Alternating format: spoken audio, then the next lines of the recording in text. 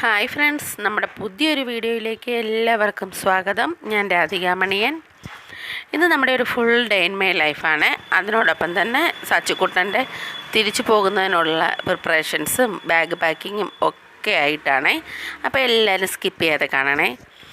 ഇന്ന് രാവിലെ കുളിച്ചിട്ടൊക്കെയാണ് അടുക്കളയിലോട്ട് വന്നത്. ഇവിടുത്തെ അച്ഛനുണ്ടായിരുന്ന കാലം തൊട്ടേ രാവിലെ കുളിച്ചിട്ട് അടുക്കളയിൽ കയറണം എന്നുള്ളത് തികച്ചും ഇവിടുത്തെ ഒരു റൂളായിരുന്നു. പക്ഷേ അച്ഛൻ മരിച്ച് കുറേ കാലവും ഞാൻ അത് ഫോളോ ചെയ്തെങ്കിലും പിന്നീട് നമുക്ക് അസുഖങ്ങളും ഒക്കെ ആയപ്പോഴത്തേക്കും എൻ്റെ ബാക്ക് പെയിൻ്റെ പ്രശ്നങ്ങളും ഒക്കെ വന്നപ്പോഴത്തേക്കും രാവിലത്തെ ഈ തണുത്ത വെള്ളത്തിൽ കുളി ബുദ്ധിമുട്ടായപ്പോഴത്തേക്കും പിന്നെ ഞാനതങ്ങ് നിർത്തി. പിന്നീട് നമ്മുടെ പീരീഡ്സിൻ്റെ 4 ദിവസങ്ങളിൽ മാത്രം നമ്മുടെ കുളി അങ്ങ് ഒതുങ്ങുമായിരുന്നേ. അണിയണ നാട്ടിലാവുന്നതിന് മുന്നേ പച്ചവെള്ളത്തിൽ തന്നെ കുളിക്കുമായിരുന്നേ ഈ 4 ദിവസവും. പിന്നീട് അണ്ണൻ നാട്ടിലായതിന് ശേഷം അണ്ണൻ രാവിലെ എണീറ്റ് എനിക്ക് കുളിക്കാനുള്ള വെള്ളവും ചൂടാക്കി വെച്ചിട്ടാണ് എന്നെ വിളിച്ചുണർത്തുന്നത്. പിന്നെ കുളിച്ചിട്ട് വരുമ്പോഴത്തേക്കും ചായ ഇട്ട് വെച്ചേക്കും. അങ്ങനെ ഇന്ന് ഞാൻ കുളിച്ചിട്ട് വന്നപ്പോഴത്തേക്കും ചായയൊക്കെ ഇട്ട് വെച്ചിരുന്നു. ചായയൊക്കെ കുടിച്ച് കഴിഞ്ഞിട്ടാണ് അടുക്കളയിലോട്ട് കയറിയത്. ഈ ദിവസങ്ങളിൽ തന്നെ എൻ്റെ അണ്ണനും മക്കളും നന്നായിട്ട് ഹെൽപ്പ് ചെയ്യും. അണ്ണൻ നാട്ടിലില്ലാത്ത സമയത്ത് മക്കളും, ഇപ്പോൾ അണ്ണൻ നാട്ടിലായതിനു ശേഷം അണ്ണനും നല്ല വൃത്തിയായിട്ട് ഹെൽപ്പ് ചെയ്യുവേ. ഈ ദിവസങ്ങളിൽ നമുക്ക് അവരുടെ ഒരു ഹെൽപ്പോ ഒരു എന്താ പറയുക കെയറിങ്ങോ ഒക്കെ കിട്ടുമ്പോൾ നമുക്കൊരു ഭയങ്കര സന്തോഷം തന്നെയാണ്. അല്ലെങ്കിൽ നമുക്ക് ഒരുപാട് ബുദ്ധിമുട്ടുകൾ വരുന്ന ദിവസമാണ്. ഇതിപ്പോൾ ഞാനിവിടെ പറയാൻ കാരണം എന്ന് വെച്ചാൽ എൻ്റെ അടുത്ത് ഒരാൾ ചോദിച്ചതാണ്, താമക്കളല്ലേ അവരെ എന്തിനാണ് ഈ ദിവസമൊക്കെ അറിയിക്കുന്നതെന്ന്. അവരറിയണമല്ലോ, ഈ ദിവസം അവരറിയണം. കാരണം ഈ ദിവസങ്ങളുണ്ടായിട്ടാണല്ലോ അവർ ജനിച്ചത്. പിന്നെ ഇപ്പം എൻ്റെ അണ്ണൻ എനിക്ക് കയറിത്തരുന്ന ആ കെയറിങ് ഒക്കെ നാളെ അവരവരുടെ ഭാര്യമാർക്കും കൊടുക്കണ്ടേ. ഇന്നേ വരെ ആ മക്കളാണെന്ന് പറഞ്ഞ് ഞാൻ അവരെ ഒന്നിനും മാറ്റി നിർത്തിയിട്ടില്ല. എല്ലാത്തിനും എൻ്റെ കൂടെ നിൽക്കുവേ എൻ്റെ മക്കൾ. ഇന്നേ വരെ അങ്ങനെയാണ്. ഇനി അങ്ങോട്ടുള്ള കാര്യം ദൈവത്തിൻ്റെ കൈകളിൽ, അതെന്തുമാവട്ടെ. ഇതുവരെ നമ്മൾ വളർത്തിക്കൊണ്ട് പോകുന്ന ഒരു രീതി അതാണെന്ന്, അത്രയേ ഉള്ളൂ. പിന്നെ ഇന്നൊരു സാറ്റർഡേ ആയിരുന്നേ. സാറ്റർഡേ ആണെന്ന് വിചാരിച്ചിട്ട് ഇന്ന് നിച്ചുക്കുട്ടൻ്റെ സ്കൂളിൽ പോകണം. നിച്ചുക്കുട്ടൻ ഇന്ന് NCCയുടെ സർട്ടിഫിക്കറ്റിൻ്റെ എക്സാം ആയിരുന്നു. അവിടെ ചോറ് കൊണ്ടുപോകണം. പക്ഷേ ഇന്നലെ വൈകുന്നേരം എനിക്ക് കുറച്ച് ബുദ്ധിമുട്ടുകളൊക്കെ ഉണ്ടായിരുന്നത് കൊണ്ട് ഇന്നത്തേക്കുള്ള കാര്യങ്ങൾ പ്രിപ്പയർ ചെയ്ത് വെക്കാനോ ഒന്നും കഴിഞ്ഞിട്ടുണ്ടായിരുന്നില്ല. അതുകൊണ്ട് തോരനൊക്കെ അരിയായിരുന്നു. അതിൻ്റെ ഇടയ്ക്ക് മണിയണ്ണ വന്ന് കത്തി എടുത്തുകൊണ്ട് പോകുമായിരുന്നു നിച്ചുക്കുട്ടനെ ഇല വെട്ടാൻ വേണ്ടിയിട്ട്. അപ്പോൾ തന്നെ ഞാൻ ഇന്നലെ തന്നെ കുറച്ച് ചോറ് എടുത്ത് വെച്ചിട്ടുണ്ടായിരുന്നു തിളപ്പിച്ച് ഊറ്റി കൊടുത്ത് വിടാനായിട്ട്. കാരണം രാവിലെ എണീറ്റ് കുളിച്ചിട്ട് പിന്നെ ചോറ് വെപ്പോ ഒന്നും നടക്കത്തില്ല. അല്ലേ പിന്നെ മണിയണ്ണനെ മുന്നേ ചെയ്യുമായിരുന്നു. ഇപ്പോൾ ഇല്ല, വയ്യാതെ അതിന് ശേഷം ഞാൻ പിന്നെ അതൊന്നും ചെയ്യിച്ചിട്ടില്ല അണ്ണനെ കൊണ്ട്. അതുകൊണ്ട് വേണ്ട, ഞാൻ ചോറെടുത്ത് വെച്ചോളാം എന്ന് പറഞ്ഞ് അപ്പോഴത്തേക്കും അണ്ണ ഇല വെട്ടിക്കൊണ്ടുവന്ന് വാട്ടുമായിരുന്നു നിച്ചുക്കുട്ടന് ചോറ് കൊണ്ടുപോകാനായിട്ട്. പിന്നെ ഞാൻ പെട്ടെന്ന് അങ്ങ് നിച്ചുക്കുട്ടൻ്റെ ചോറൊക്കെ പൊതിഞ്ഞെടുക്കുമായിരുന്നേ. ഇന്നങ്ങനെ പ്രത്യേകിച്ചൊന്നും ഇല്ലായിരുന്നു. ഒരു തട്ടിക്കൂട്ട് ലഞ്ച് പാക്കിംഗ് ആയിരുന്നേ. ചോറ് ഇന്നലെ എടുത്ത് വെച്ചിട്ടുണ്ടായിരുന്നു. അതിൻ്റെ കൂടെ തന്നെ ഞാനൊരു വറുത്ത മീനും എടുത്ത് വെച്ചിട്ടുണ്ടായിരുന്നു. പിന്നെ തോരനും വെച്ച് ചമ്മന്തിയെ വരച്ച് നാരങ്ങ അച്ചാറും ഒക്കെ ഏട്ടൻ കൊടുക്കുമായിരുന്നു. അതിൻ്റെ ഇടയിൽ ഞാൻ അപ്പം ചുട്ടുകൊണ്ട് മണിയണ്ണനെ ഏൽപ്പിച്ചിട്ടുണ്ടായിരുന്നു നിച്ചുക്കുട്ടന് വാരി കൊടുക്കാൻ. നമ്മൾ വാരി കൊടുത്തില്ല, അവൻ രാവിലെ കഴിച്ചിട്ട് പോകത്തില്ല. എനിക്ക് അപ്പുറത്തോട്ട് പോകാൻ സമയമില്ലായിരുന്നു. അതിൻ്റെ ഇടയിൽ എന്തായാലും അണ്ണ അതങ്ങ് വാരി കൊടുത്തോണ്ട് അത്രയും എളുപ്പമായി. പിന്നെ ചോറൊക്കെ കൊണ്ട് ഞാൻ ബാഗിലൊക്കെ വെച്ചു.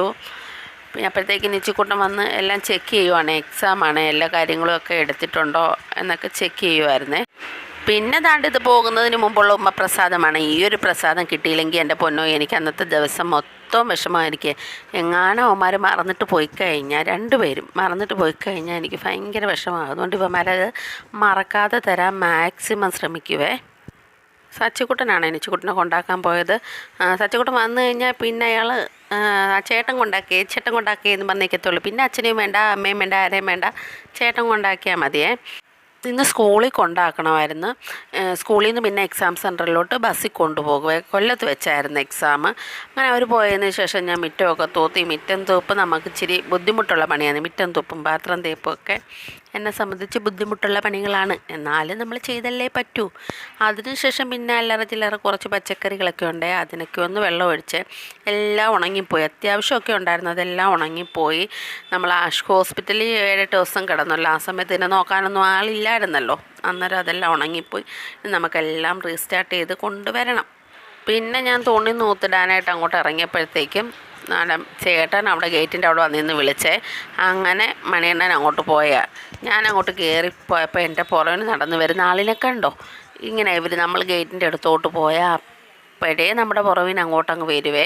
പിന്നെ വന്ന് നമ്മളെ ഇങ്ങനെ തൊട്ടി ഒരുമി നിൽക്കും. ഇറങ്ങിയൊന്നും പോകത്തില്ല. നമ്മൾ ഇറങ്ങി വരുമ്പോൾ ഇങ്ങനെ തിരിച്ച് വരുവേ. ചേട്ടത്തിയുടെ അമ്മ ഹോസ്പിറ്റലിൽ കിടക്കുമായിരുന്നു. അപ്പോൾ ചേട്ടൻ ഹോസ്പിറ്റലിൽ പോയിട്ട് വന്ന വഴിയായിരുന്നേ. അപ്പോൾ ഞാനും അങ്ങോട്ട് കയറി ചെന്ന് അന്വേഷിച്ചിട്ടൊക്കെ തിരിച്ച് വന്ന് ഞാൻ വീണ്ടും തുണിയൊക്കെ അങ്ങ് നോത്തിടുമായിരുന്നേ. എനിക്ക് പിന്നെ മോൻ്റെ കാര്യങ്ങളൊക്കെ ഒരുപാട് ചെയ്യാനുണ്ടായിരുന്നേ. ഇത് കണ്ടോ, എൻ്റെ വലിയ പുട്ടുട്ടൂന് പനി പിടിച്ചേ. കുഞ്ഞാഹാരം ഒന്നും കഴിക്കുന്നില്ലായിരുന്നു. അങ്ങനെ സച്ചിക്കുട്ടനും അണ്ണനും കൂടെ അവന് മരുന്ന് കൊടുക്കുമായിരുന്നേ. ഭയങ്കര പാടായിരുന്നു മരുന്ന് കുടിക്കാനായിട്ട്. അതിന് വേണ്ടിയിട്ട് ഒരു ഷർട്ട് എടുത്തിട്ട് ഇങ്ങനെ ഷർട്ടിൻ്റെ ബട്ടൺസ് വെച്ച് അതൊക്കെ ഇട്ട് അങ്ങനെ മടക്കിയൊക്കെ വെച്ച് ഭയങ്കര കഷ്ടപ്പെട്ടായിരുന്നു മരുന്ന് കൊടുക്കുന്നത്. വൈറൽ ഫീവറായിരുന്നേ കുഞ്ഞിന്. നമ്മൾ മരുന്ന് മേടിച്ച് കൊടുത്തു, കൊണ്ടുപോയി. പിന്നെ കുറയാഞ്ഞിട്ട് പിന്നെയും ഡോക്ടറെ കൊണ്ട് കാണിച്ച് ഇഞ്ചക്ഷനൊക്കെ എടുത്ത്. പക്ഷേ കുഞ്ഞ് ചത്തുപോയേ. മോൻ 26-ാം തീയതി പോയി, 27-ാം തീയതി കുഞ്ഞ് ചത്തുപോയി. ഭയങ്കര വിഷമമായിപ്പോയി. എനിക്ക് നല്ല സ്നേഹമുള്ള കുഞ്ഞായിരുന്നു. ഞാൻ പല വീഡിയോസിലും കാണിച്ചിട്ടുണ്ട്. ഞാനൊന്ന് എണീക്കാൻ ലേറ്റായാൽ പോലും എൻ്റെ കുഞ്ഞ് വന്ന് നമ്മളെ വിളിച്ചോണ്ടത്. നമ്മൾ എണീക്കാൻ താമസിച്ചാൽ ഇവന് ഭയങ്കര പേടിയാട്ടോ. അപ്പോൾ എങ്ങനെയൊക്കെ വന്ന് നമ്മളെ വിളിച്ചോണത്ത്. പക്ഷേ കൊച്ചിട്ടുട്ടും നമ്മുടെ അടുത്ത് അത്രയും അടുത്തിട്ടില്ല. വലിയ പുട്ടിട്ടുമായിരുന്നു നമ്മുടെ കൂടെ നല്ല കൂട്ടായിട്ടുള്ളത്. ഇനിയിപ്പം നമുക്ക് കൊച്ചു പുട്ടിട്ടു മാത്രമേ ഉള്ളേ. ഈ വീഡിയോ എടുക്കുമ്പോൾ പോലും എൻ്റെ വിചാരം അവൻ റിക്കവറായിട്ട് വരുമെന്നായിരുന്നേ. ഞാൻ വെള്ളമൊക്കെ കൊണ്ട് കൊടുക്കുമ്പോൾ തടവി മക്കൾ കുടിക്കുക, അമ്മയുടെ പൊന്നല്ലോ എന്നൊക്കെ പറയുമ്പോൾ എൻ്റെ മോൻ കുടിക്കുമായിരുന്നു. പക്ഷേ ഞാൻ വിചാരിച്ചില്ല എൻ്റെ കുഞ്ഞ് പോകുമെന്ന്. ഇനി പോട്ടെ, ഇനിയിപ്പോൾ എന്ത് ചെയ്യാനാ. പിന്നെ വീണ്ടും നമ്മൾ നമ്മുടെ ഡ്യൂട്ടിയിലേക്ക് വന്ന് അകത്ത് വന്ന് തുണിയൊക്കെ മെഷീനകത്തോട്ട് ഇടുവാന്നേ. ഇപ്പം എൻ്റെ മെഷീനകത്ത് എന്തോ ഒരു കംപ്ലൈൻ്റ് ഉണ്ട്. ഇടയ്ക്കിടയ്ക്ക് അങ്ങ് നിൽക്കുന്നു. എന്നിട്ട് കിടന്ന് നിലവിളിക്കും. പിന്നെയും പോയി ഓണാക്കണം. 7-8 വർഷമായി എൻ്റെ കൂടെ കൂടിയിട്ട്. എനിക്ക് ബാക്ക് പെയിൻ തുടങ്ങിയ സമയത്ത് എൻ്റെ കൂടെ കൂടിയ ആളാണ്. ഇതുവരെ ഒരു പ്രശ്നവും വന്നിട്ടില്ല. ഇപ്പം എന്തൊക്കെയോ പ്രശ്നങ്ങളും. ഇനി അതിനും കൊണ്ടുപോയി മരുന്നൊക്കെ മേടിക്കണം. റിപ്പയർ ചെയ്യാൻ ആളിനെ വിളിച്ചിട്ടുണ്ട്. പിന്നെ അപ്പോഴത്തേക്കും കിച്ചണിൽ വന്ന് നിച്ചുകൂട്ടന് ഞാൻ അപ്പവും പഞ്ചസാരയുമാണ് കൊടുത്തു വിട്ട്. രാവിലെ കറിയൊന്നും വയ്ക്കാൻ സമയം കിട്ടിയില്ലായിരുന്നു. പിന്നെ ഇപ്പം വന്ന് നമ്മുടെ കുക്കർ മുട്ടക്കറി വെക്കുവാണേ. അപ്പോഴത്തേക്കും സച്ചിക്കുട്ടൻ വന്ന് തേങ്ങയൊക്കെ തിരുങ്ങി തരാനായിട്ട് വന്നതാണേ. അന്നേരം ഞങ്ങളിങ്ങനെ സംസാരിച്ചുകൊണ്ടൊക്കെ നിൽക്കുവാണേ. ഞങ്ങൾ രണ്ടുകൂടെ ഒരുമിച്ച് നിന്ന് കഴിഞ്ഞാൽ പിന്നെ ഞങ്ങൾക്ക് ഒരുപാട് കാണും സംസാരിക്കാനായിട്ടൊക്കെ. അപ്പോഴത്തേക്കും മണിയണ്ണൻ നാണ്ട ചന്തയിൽ പോയി മീനൊക്കെ വാങ്ങിച്ചുകൊണ്ട് വന്ന്. അയില മീനായിരുന്നു നമുക്ക് കിട്ടിയത്. അയല ആയതുകൊണ്ട് ഇരുമ്പിപ്പുളി ഇട്ട് തേങ്ങ അരച്ച് കറി വെച്ചാൽ സൂപ്പറായിരിക്കുമല്ലോ എന്ന് വിചാരിച്ച് ഞാൻ അപ്പം തന്നെ കറിക്കങ്ങ് അരച്ച് വയ്ക്കുമായിരുന്നേ. കറിക്ക് അരച്ച് വെച്ചതിന് ശേഷം പിന്നെ പോയി ഇരുമ്പിപ്പുളി പിച്ചാനായിട്ട് പോയി അണ്ണനെ കൊണ്ട് പിച്ചിക്കുമായിരുന്നേ.